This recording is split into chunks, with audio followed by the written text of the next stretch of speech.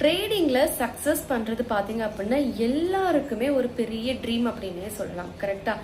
But அந்த ட்ரேடிங்கில் success ஆகுறதுக்கு ஒரு டெவில் அப்படிங்கிறது நம்ம எல்லாரோடைய மைண்ட்லேயுமே இருக்குது.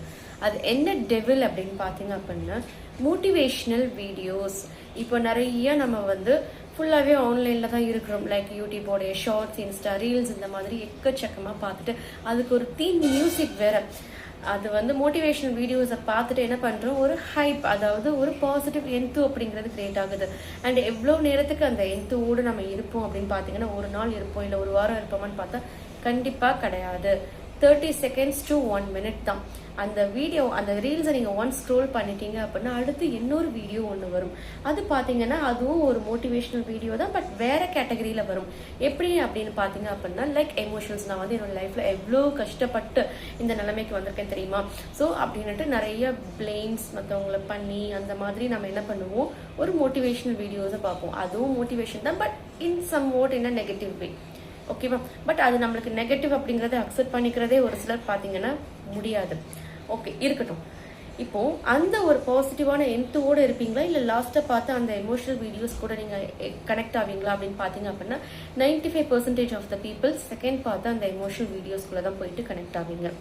அதை பார்த்துட்டு நீங்கள் என்ன பண்ணுவீங்க, எனக்கு வந்து லைஃப்பில் வந்து சக்ஸஸ் வரமாட்டேக்கு அப்படின்ட்டு அதே மைண்ட் செட்டோட ட்ரேடிங்கையும் பண்ணுவீங்க. ஓகேவா?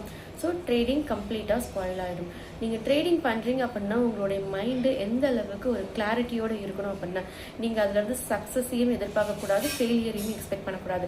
சக்ஸஸாக நீங்கள் வந்து ஓவர் ஹைப்போடு ஒரு என்ஜாய்மெண்ட்டும் பண்ண மாட்டீங்க, ஃபெயிலியரை பார்த்து பயமும் பண்ண மாட்டீங்க. எப்போ உங்களுடைய மைண்டு வந்து ஒரு நியூட்ரல் ஸ்டேட்குள்ளே போகுதோ அப்போ தான் நீங்கள் வந்து ட்ரேடிங் சைக்காலஜி அப்படிங்கிறதே லைட்டாக போயிட்டு எட்டி பார்த்துட்டு வந்திருக்கீங்க அப்படின்னே சொல்ல முடியும். Okay, so trading is totally a mind game. சும்மா டிமேட் அக்கௌண்ட் ஃப்ரீயாக ஓப்பன் பண்ணி கொடுக்குறாங்க அப்படிங்கிறதுக்காக போயிட்டு நார்மல் பை அண்ட் செல் பண்ணோம் அப்படின்னா ஒரு நாள் வரும், 2 நாள் வரும். அதுக்கப்புறம் பார்த்தீங்கன்னா நீங்கள் போட்ட கேபிட்டல் கம்ப்ளீட்டாக வாஷ் அவுட் ஆக தான் செய்யும். So there is a proper way to learn everything and we have to follow that. அப்போ தான் நம்மளுக்கு பார்த்தீங்கன்னா நம்ம லைஃப்பில் ஒரு செல்ஃப் டிசிப்ளின் அப்படிங்கிறத டெவலப் பண்ணுறதுக்கு ஆரம்பிக்கும்.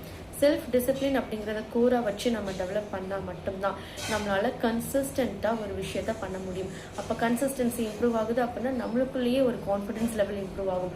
நம்மளுக்குள்ளேயே கான்ஃபிடன்ஸ் லெவல் இம்ப்ரூவ் ஆகும்போது மோட்டிவேஷனை மற்றவங்க கிட்ட தேடி போக மாட்டோம். அந்த மோட்டிவேஷன் நமக்குள்ளேருந்து நம்மளுக்கே கிடைக்கும். கரெக்டாக? அப்போது இதில் ரொம்ப கீ இம்பார்ட்டன்ட் பாயிண்ட் என்னதுன்னு பார்க்கும்போது செல்ஃப் டிசிப்ளின். ஸோ செல்ஃப் டிசிப்ளினை டெவலப் பண்ணுறதுக்கு ட்ரை பண்ணுங்கள். மோட்டிவேஷனல் வீடியோஸ் பின்னாடி போகாதீங்க.